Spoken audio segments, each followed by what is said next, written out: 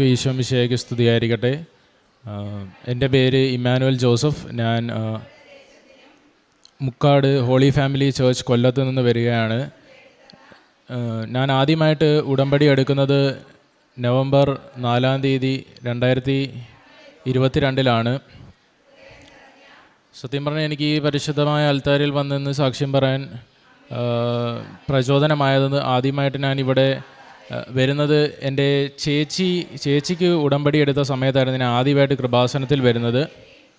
അന്ന് ചേച്ചിയുടെ നിയോഗങ്ങളെന്ന് പറഞ്ഞാൽ ചേച്ചിക്ക് കല്യാണം നടക്കണം, പിന്നെ ജർമ്മനിയിലേക്ക് ഉയർന്ന പഠനത്തിന് പോകണമെന്നായിരുന്നു. അത് ചേച്ചി ഉടമ്പടി ജീവിതം ജീവിച്ചപ്പോൾ അത് ചേച്ചിക്ക് നല്ലതുപോലെ സാധിച്ചു കിട്ടി. അത് ചേച്ചി ഇവിടെ വന്ന് സാക്ഷ്യപ്പെടുത്തിയതുമാണ്. അത് പ്രചോദനമായപ്പോൾ എനിക്കും ഉടമ്പടി എടുക്കണമെന്ന് നല്ല ആഗ്രഹമുണ്ടായിരുന്നു. അതുമൂലം ഞാനിവിടെ വന്നു ഉടമ്പടി എടുത്തു. ഉടമ്പടി എടുത്തതിന് ശേഷം എൻ്റെ ജീവിതത്തിൽ ആത്മീയ മേഖലയിലായാലും പല മേഖലയിലും ഭയങ്കരമായ ഉയർച്ചയുണ്ടായിരുന്നു. ഞാൻ പൊതുവെ പള്ളിയിലൊന്നും പോയാലും ആഴമായ വിശ്വാസമൊന്നും എനിക്കില്ലായിരുന്നു. കുർബാനയിലൊക്കെ ഒരു അലസമായായിരുന്നു ഞാൻ പങ്കുകൂടുന്നത്. ഉടമ്പടി എടുത്തതിന് ശേഷം നിത്യബലിക്ക് പൂർണ്ണമായി അറ്റൻഡ് ചെയ്ത് തുടങ്ങി. റെഗുലറായിട്ട് ഞാൻ കൺഫെഷൻസ് മീറ്റ് ചെയ്യാൻ തുടങ്ങി. അങ്ങനെ എനിക്ക് റോസറി പഠിക്കുമ്പോഴും ആയാലും ഭയങ്കര ഫീലുണ്ടായിരുന്നു. മാതാവിൻ്റെ ഏത് കാര്യം പറഞ്ഞാലും എനിക്ക് പലപ്പോഴും രോമാഞ്ചം അനുഭവപ്പെടുമായിരുന്നു. പിന്നെ ഞാൻ അന്ന് ഉടമ്പടി എടുത്ത സമയത്ത് ഇവിടെ വന്നപ്പോൾ ഞാൻ ഈ സ്റ്റെപ്പിലൂടെ ഈ വിളക്ക് ഉടമ്പടി പ്രഖ്യാപിക്കാനായിട്ട് വിളക്ക് കത്തിക്കാൻ കയറുന്ന സമയത്ത് ഒരു സ്ത്രീയുടെ വോയിസ് ഞാൻ കേട്ടു. നല്ലൊരു എമ്മാനുവലെ കയറി വരാനെന്ന് പറഞ്ഞ് എന്നെ പേര് ചൊല്ലി വിളിക്കുന്നതായിട്ടാണ് ഞാൻ കേട്ടത്. അപ്പോൾ സിസ്റ്റർമാരൊക്കെ ബിസി ആയിരുന്നു. ഞാൻ വിചാരിച്ചു ആരാ ഈ വോയിസ്? അപ്പോൾ അത് മാതാവിൻ്റെ വോയിസ് തന്നെയാണെന്ന് വിശ്വസിക്കുന്നത്. കാരണം ആ സമയത്ത് വേറെ ആരും അവിടെ ഇല്ലായിരുന്നു. മാതാവ് തന്നെ എന്നെ വിളിച്ച് കയറ്റുന്നതായിട്ടാണ് എനിക്ക് അനുഭവപ്പെട്ടത്. പിന്നെ എൻ്റെ ഒരു ഉടമ്പടി നിയോഗം എന്ന് പറയുന്നത് എനിക്ക് റെഗുലറായിട്ട് കോഫ് ഉണ്ടായിരുന്നു, അലർജി കോഫ്. 6 മാസത്തോളം എനിക്ക് ഭയങ്കരമായ അലർജി ആയിരുന്നു. എപ്പോഴും ചുമയാണ്, റെഗുലറായിട്ട് ചുമ വരുമായിരുന്നു. മരുന്നൊന്നും കഴിച്ചിട്ട് നല്ല കുറവ് കണ്ടില്ല.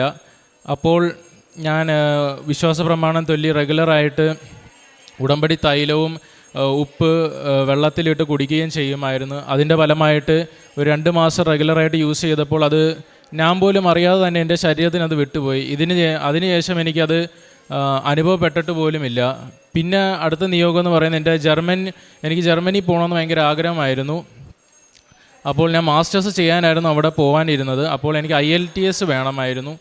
ആദ്യമേ എനിക്ക് ഓവർ കോൺഫിഡൻസ് കാണിച്ച് ഞാൻ കോച്ചിങ്ങിനൊന്നും പോകാതെ IELTS പോയി എഴുതി, ഒന്നും നല്ലപോലെ റെഫർ ചെയ്യാതെ. അങ്ങനെ എനിക്ക് കിട്ടിയില്ല. പിന്നെ രണ്ടാമത്തെ പ്രാവശ്യം എനിക്ക് ഭയങ്കര വിഷമമായിരുന്നു, പേടിയും ഉണ്ടായിരുന്നു. അപ്പോൾ ഞാൻ വചനം വായിച്ചപ്പോൾ എനിക്ക് ഇങ്ങനെ കിട്ടി: അധ്വാനിക്കുന്നവരും ഭാരം വഹിക്കുന്നവരുമായ നിങ്ങളെല്ലാവരും എൻ്റെ അടുക്കൽ വരുവിൻ, നിങ്ങളെ ഞാൻ ആശ്വസിപ്പിക്കാമെന്നുള്ള വചനം എനിക്ക് കിട്ടി. അതുമൂലം ഞാൻ വിചാരിച്ചു ഇനി ഞാൻ കോച്ചിങ്ങിന് പോയി കുറേ കൂടെ പഠിച്ച് പ്രാർത്ഥിച്ച് ഒക്കെ എഴുതാമെന്ന് വിചാരിച്ച് ഞാൻ നല്ലതുപോലെ പഠിച്ച് പിന്നെ വർക്ക് ചെയ്ത് ഞാൻ എഴുതി. അങ്ങനെ എനിക്ക് IELTSൽ നല്ല കാശ് രൂപമൊക്കെ ആയിട്ട് പോയാണ് ഞാൻ എഴുതി. എനിക്ക് നല്ല സ്കോർ ഉണ്ടായിരുന്നു, എനിക്ക് പാസ്സാവാൻ പറ്റി. അങ്ങനെ എനിക്ക് ചേച്ചി പഠിക്കുന്ന കോളേജിലായിരുന്നു പോകാൻ ആഗ്രഹം. അവിടെ ഞാൻ 2 കോഴ്സിന് ഞാൻ അപ്ലൈ ചെയ്തിട്ടുള്ളൂ. അപ്പോൾ അതിൽ ഒരു കോഴ്സ് എനിക്ക് ആ കോളേജിൽ തന്നെ കിട്ടി. അത് ഭയങ്കര വലിയ മിറാക്കിളാണ്. കാരണം ചേച്ചി പഠിക്കുന്ന ആ യൂണിവേഴ്സിറ്റി തന്നെ എനിക്ക് അഡ്മിഷൻ കിട്ടാൻ സാധിച്ചു. മാതാവ് തന്നൊരു വലിയ ബ്ലെസ്സിങ് ആയിട്ട് ഞാൻ അത് കരുതുന്നു. അപ്പോൾ ഈ ജർമ്മനി പോകുന്ന പല സ്റ്റുഡൻസിനും അറിയാം, ജർമ്മനിയിൽ പോകണമെങ്കിൽ APS സർട്ടിഫിക്കറ്റ് എന്ന് പറയുന്നൊരു സർട്ടിഫിക്കറ്റ് വേണം. മാസ്റ്റേഴ്സിന് അവിടെ പോകണമെങ്കിൽ അത് കിട്ടാൻ വളരെ പാടാണ്, കുറേ സമയമെടുക്കും അത് അടിച്ച് വരാനായിട്ട്. അത് ഡൽഹിയിൽ നിന്നാണ് ഇഷ്യൂ ചെയ്യുന്നത്. നമ്മുടെ സർട്ടിഫിക്കറ്റ് എല്ലാം വാലിഡ് ആണെന്ന് കാണിക്കാൻ വേണ്ടിയാണ് ഈ APS സർട്ടിഫിക്കറ്റ് ഉള്ളത്. അപ്പോൾ അത് എനിക്ക് ഓൾമോസ്റ്റ് 5 മാസം കഴിഞ്ഞിട്ട് പോലും APS സർട്ടിഫിക്കറ്റ് ഒരു വിവരവും ഇല്ല. ഇനി 1 മാസം കൂടി വെയിറ്റ് ചെയ്താൽ എനിക്ക് ഇന്ത്യക്ക് പോകാൻ പോലും പറ്റത്തില്ല. അപ്പോൾ എനിക്ക് ഭയങ്കരമായിട്ട് വിഷമമായിരുന്നു. അപ്പോൾ എൻ്റെ മമ്മി പറഞ്ഞു ഇവിടെ നമുക്ക് അച്ഛനെ വന്ന് കാണാമെന്ന് പറഞ്ഞു. അങ്ങനെ ഞാൻ അച്ഛനെ വന്ന് ഇവിടെ കണ്ടു. അപ്പോൾ അച്ഛൻ എൻ്റെ അടുത്ത് പറഞ്ഞു കുഴപ്പമൊന്നുമില്ല, നീ രക്ഷപ്പെടുമെന്ന് എൻ്റെ അടുത്ത് പറഞ്ഞു. അപ്പോൾ അതെനിക്ക് വലിയൊരു പ്രചോദനമായിരുന്നു. എന്നിട്ട് എനിക്കൊരു ചെറിയ കാശ് രൂപം തന്നു. അത് വെച്ച് റെഗുലറായിട്ട് പ്രാർത്ഥിക്കാനും പറഞ്ഞു. അങ്ങനെ റെഗുലറായിട്ട് പ്രാർത്ഥിച്ചുകൊണ്ടിരുന്നപ്പോൾ ആ ഒരാഴ്ച ഉള്ളിൽ തന്നെ എനിക്ക് APSും കിട്ടി. പിന്നെ പിറ്റേ ആഴ്ച തന്നെ എനിക്ക് സെപ്റ്റംബർ 12-ാം തീയതി തന്നെ എനിക്ക് അപ്പോയിൻമെൻറ്റും കിട്ടി, വിസയ്ക്കുള്ള അപ്പോയിൻമെൻറ്റ്. അങ്ങനെ ഞങ്ങൾ വിസയ്ക്ക് അപ്പോയിൻമെൻറ്റിന് പോകുന്ന സമയത്ത് ആ അപ്പോയിൻമെൻറ്റ് അറ്റൻഡ് ചെയ്യുന്ന സമയത്ത് എനിക്ക് ബ്ലോക്ക് അക്കൗണ്ട് നമ്മൾ ട്രാൻസ്ഫർ ചെയ്യണം. 10 ലക്ഷം രൂപ നമ്മുടെ അക്കൗണ്ടിൽ ഇട്ട് കാണിക്കണം. അതിൻ്റെ കൺഫർമേഷൻ സർട്ടിഫിക്കറ്റ് വരണം, എന്നാലേ നമുക്ക് അപ്പോയിൻമെൻറ്റ് കംപ്ലീറ്റ് ആവത്തുള്ളൂ. അപ്പോൾ ഞാൻ അപ്പോയിൻമെൻറ്റ് ഇൻ്റർവ്യൂവിന് ഇരിക്കുന്ന സമയത്ത് ഈ സർട്ടിഫിക്കറ്റിൻ്റെ കൺഫർമേഷൻ വരുമെന്നാണ് ഞങ്ങൾ കാശിട്ട ആ ഏജൻറ്റ് പറഞ്ഞത്. അപ്പോൾ ആ സമയമായിട്ടും അത് വന്നില്ല. അപ്പോൾ ഞങ്ങൾ പേടിച്ചു, കാരണം ഇത് ഈ ബ്ലോക്ക് അക്കൗണ്ട് കൺഫർമേഷൻ കിട്ടിയില്ലെങ്കിൽ വിസ റിജക്റ്റ് ആവാൻ നല്ല ചാൻസ് ഉണ്ട്. അപ്പം ഞാൻ മമ്മി പുറത്ത് നിൽക്കുകയായിരുന്നു. അപ്പം മമ്മീനെ വിളിച്ചു, ഞാൻ ഫോണിൽ വിളിച്ചിട്ട് പറഞ്ഞു, മമ്മി ഇങ്ങനെ കാര്യങ്ങൾ. അപ്പം ഞങ്ങൾ രണ്ടുപേരും കൂടി പ്രത്യക്ഷീകരണ പ്രാർത്ഥന റെഗുലറായിട്ട് ആ നിമിഷം ഇരുന്ന് തന്നെ പഠിച്ചുകൊണ്ടേയിരുന്നു. മനസ്സിലിങ്ങനെ പഠിച്ച് വിശ്വാസ പ്രമാണവും ഏത് പ്രാർത്ഥനയും ഞങ്ങൾ പഠിച്ചുകൊണ്ടിരുന്നു. അപ്പം 1 മണിക്കായിരുന്നു ഇൻ്റർവ്യൂ, വിസ ഇൻ്റർവ്യൂ 1 മണിക്കായിരുന്നു. കൃത്യം ഒരു 12:50 ഒക്കെ സമയമായപ്പം തന്നെ ആ മെയിൽ അപ്പം തന്നെ വന്നു. അത് നല്ല ആ ഒരു തുച്ഛമായൊരു 15 മിനിറ്റിനുള്ളിൽ തന്നെ ആ ഒരു ഇത് വന്നു, ആ ഒരു കൺഫർമേഷൻ വന്നു. അപ്പം ഭയങ്കര വലിയൊരു അത്ഭുതമാണ്. അങ്ങനെ ഞങ്ങൾ പെട്ടെന്ന് തന്നെ അത് പ്രിൻ്റ് എടുത്ത് അവിടെ കൊടുത്തു. അങ്ങനെ വിസ അടിച്ച് വന്നു. കഴിഞ്ഞ ആഴ്ചയാണ് വിസ വന്നത്. ഈ 18-ാം തീയതി ഞാൻ ജർമ്മനിയിലേക്ക് പോവുകയാണ്.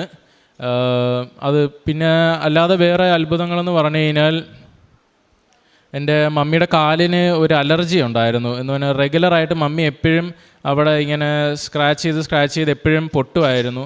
അങ്ങനെ മമ്മി ഇങ്ങനെ വിഷമിച്ചിരിക്കുന്ന മമ്മിയുടെ പറഞ്ഞ് തൈലം യൂസ് ചെയ്യാൻ പറഞ്ഞു. അപ്പം ഉടമ്പടി തൈലം യൂസ് ചെയ്ത് റെഗുലറായിട്ട് മമ്മി പ്രാർത്ഥിച്ച് വിശ്വസിച്ച് യൂസ് ചെയ്തപ്പോൾ അതും പൂർണ്ണമായിട്ട് മാറി. പിന്നെ എൻ്റെ 1 വയസ്സ് ഇളയതായ ഒരു അനിയനുണ്ട്. അവൻ BCom പഠിക്കുന്ന സമയത്തും അവന് സപ്ലീസൊക്കെ ഉണ്ടായിരുന്നു. അങ്ങനെ ഞങ്ങൾക്ക് വിഷമമായിരുന്നു, കാരണം ഇവൻ ഇങ്ങനെ പോയാൽ അവന് ഇയർ ബാക്ക് ആവും, അപ്പോൾ ഇങ്ങനെ പോയാൽ പറ്റത്തില്ലെന്ന് പറഞ്ഞ് പിന്നെ ഞങ്ങൾ അവൻ്റെ അടുത്ത് നീ വിശ്വസിച്ച് പഠിച്ച് പ്രാർത്ഥിക്കാനൊക്കെ പറഞ്ഞു. കാശ് രൂപം കൊടുത്തിട്ടാണ് അവനെ എല്ലാ പരീക്ഷയ്ക്കും ഞങ്ങൾ പ്രതീക്ഷീകരണ പ്രാർത്ഥന പഠിപ്പിച്ചിട്ടാണ് അവനെ വിട്ടത്. അവൻ ദൈവാനുഗ്രഹത്താൽ എല്ലാ പരീക്ഷയ്ക്കും അവൻ പാസ്സായി. സപ്ലി ഒന്നും അവനില്ലായിരുന്നു. അത് നല്ലൊരു മിറാക്കിളായിരുന്നു. പിന്നെ അവൻ തന്നെ ഞാൻ വിചാരിച്ച് അവൻ IELTS എഴുതുമ്പോൾ അവന് എന്നെക്കാട്ടി മാർക്ക് കുറയുമെന്നാണ് വിചാരിച്ചത്. പക്ഷേ അവൻ കോച്ചിങ്ങിന് പോയപ്പോൾ എന്നെക്കാട്ടി നല്ല മാർക്ക് അവൻ IELTSനും കിട്ടി, കാശ് രൂപമായിട്ട് എഴുതി. അതും നല്ലൊരു മിറാക്കിളാണ് ദൈവത്തിൻ്റെ. പിന്നെ ഞങ്ങളുടെ കസിൻ ചേച്ചിയുടെ ഒരു വാവയുണ്ട്. ആ കൊച്ചിന് അന്ന് ഞങ്ങൾ അവരുടെ വീട്ടിൽ പോയപ്പോൾ ആ കൊച്ചിന് ഭയങ്കരമായൊരു പനിയായിരുന്നു. ഞങ്ങൾ കണ്ടാൽ തന്നെ വിഷം വരും, കണ്ണിൽ നിന്നും മൂക്കിൽ നിന്നൊക്കെ ഭയങ്കരമായിട്ട് ലിക്വിഡ് ഇങ്ങനെ വന്നുകൊണ്ടിരിക്കുന്നു. ഭയങ്കര ചൂടായിരുന്നു കൊച്ചിൻ്റെ വേദന. അപ്പോൾ എൻ്റെ കഴുത്തിൽ കാശ് രൂപം ഉണ്ടായിരുന്നു. അപ്പോൾ ഞാൻ വിശ്വാസ പ്രമാണം ചൊല്ലിയിട്ട് കൊച്ചിൻ്റെ തലയിൽ വെച്ച് കൊടുത്തിട്ട് ഞാൻ പ്രാർത്ഥിച്ചു, മാതാവേ പനിയെടുത്ത് മാറ്റണമേ എന്ന് പ്രാർത്ഥിച്ചു. അങ്ങനെ ഞാൻ പിറ്റേ ദിവസം ചേച്ചീനെ വിളിച്ചപ്പോൾ പറഞ്ഞ്, എടാ പനി ഇങ്ങനെ നല്ല കുറവുണ്ട്, 1 ദിവസം കൂടി റെസ്റ്റ് എടുത്ത പനി പൂർണ്ണമായിട്ട് മാറും, നീ പ്രാർത്ഥിച്ചതിൻ്റെ ഫലമായിട്ട് അത് പൂർണ്ണമായിട്ടും മാറിയെന്ന് പറഞ്ഞു. പിന്നെ ഞാൻ കാരുണ്യ പ്രവൃത്തികളൊക്കെ ചെയ്യുമായിരുന്നു. പത്രമൊക്കെ ആദ്യമേ കൊടുക്കാൻ എനിക്ക് ഭയങ്കര മടിയായിരുന്നു, കാരണം ഞാൻ ആദ്യമായിട്ടാണ് ജീവിതത്തിൽ പത്രം എന്ന് പറയുന്നത് ഇങ്ങനെ എന്തെങ്കിലും ഒരു നോട്ടീസ് ആർക്കെങ്കിലും കൊടുക്കുന്നത്. എനിക്ക് പള്ളിയിൽ വെളിയിറങ്ങി ഭയങ്കര ചമ്മലായിരുന്നു. പിന്നെ ഞാൻ റെഗുലറായിട്ട് ഞാൻ അച്ഛൻ്റെ ഈ ധ്യാനം കൂടുമായിരുന്നു, റിട്രീറ്റും ധ്യാനം എപ്പോഴും ഓൺലൈനിൽ കൂടി അച്ഛൻ പറഞ്ഞു, നിങ്ങൾ പത്രം കൊടുക്കാനൊന്നും മടിക്കരുത്, നിങ്ങൾ കൊടുക്കണം, അത് കൊടുത്താൽ നിങ്ങൾക്ക് മറ്റുള്ളവരെയും കൂടി ദൈവത്തിന് അടുപ്പിക്കണമെന്നൊക്കെ എനിക്ക് അപ്പോൾ ഒരു തോന്നൽ വന്നു. റെഗുലറായിട്ട് ഞാൻ എപ്പോഴും അച്ഛൻ്റെ ധ്യാനം കൂടുമായിരുന്നു. ധ്യാനത്തിലൂടെ എനിക്ക് കുറേ കൂടെ ഉടമ്പടി മനസ്സിലാക്കാൻ സാധിച്ചു. ഉടമ്പടി എങ്ങനെ ജീവിക്കണം, ഉടമ്പടിയിൽ എന്തൊക്കെ പോയിൻറ്റ്സ് ഉണ്ട്, അത് എന്തൊക്കെ ചെയ്താൽ നമുക്ക് ഉടമ്പടി കൂടുതൽ ബ്ലൂം ചെയ്യാൻ സാധിക്കുമെന്നൊക്കെ എനിക്ക് മനസ്സിലായി. അങ്ങനെ ഞാൻ പത്രമൊക്കെ കുറേ എൻ്റെ അവിടെയുള്ള ഹിന്ദു ആൾക്കാരുടെയൊക്കെ ഏരിയയിലുണ്ടായിരുന്നു. അവരുടെയൊക്കെ ഏരിയയിൽ ഞാൻ കൊണ്ട് പത്രമൊക്കെ അവരുടെ വീട്ടിൽ കയറി ഞാൻ കൊടുത്തു.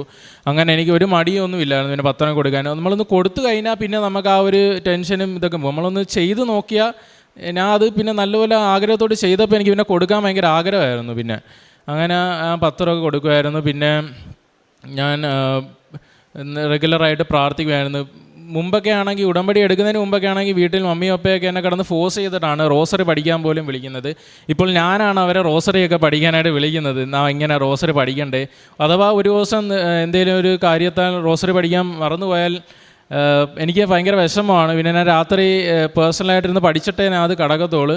അങ്ങനെ ചെറുതും വലുതുമായ ഒട്ടേറെ അനുഭവങ്ങളും അനുഗ്രഹങ്ങളും മാതാവും ഈ തിരുക്കുമാരനിലൂടെ എനിക്ക് എൻ്റെ കുടുംബത്തിനും നൽകിയിട്ടുണ്ട്. മാതാവിനും തിരുക്കുമാരനും 1000 നന്ദി പറഞ്ഞുകൊണ്ട് സാക്ഷ്യം അവസാനിപ്പിക്കുന്നു.